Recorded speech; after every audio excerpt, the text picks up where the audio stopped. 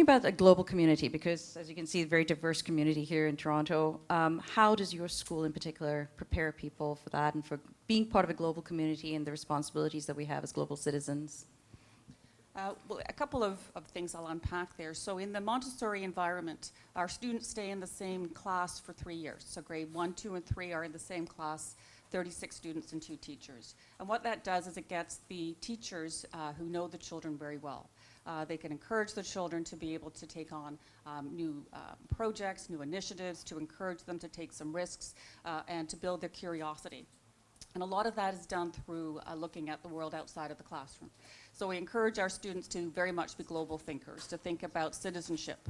We have a program called Friends of the Community, which is for our younger students to really think about how do they develop their philanthropic spirit? How do they make sure that they're thinking in that global context and they can apply their skills in a much bigger way?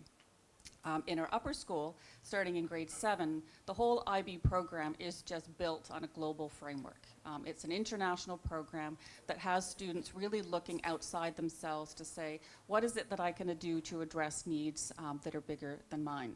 And we do that through a couple of specific projects. So in grade 10, our students do a personal project. It's a project that really is a passion project. It's something that they love to do, and it's something that they do research to be able to come up with a solution to a problem. And then in grade 12, and Anik can probably speak better to this, they work on the CAS project, which is creativity, activity, and service. And the whole idea around the CAS project is to develop something that has a really strong citizenship community focus.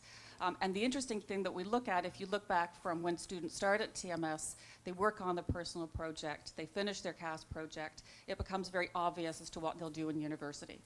So last year, for example, we had a student who is studying forensic science at U of T right now. And if you look back at everything she did in her high school years, it was very much the idea around looking at solutions, figuring out problems, applying a lens of science to this work. And so we really ground our students in reality when they're studying, looking at very important projects that end up shaping what they want to do when they're in university.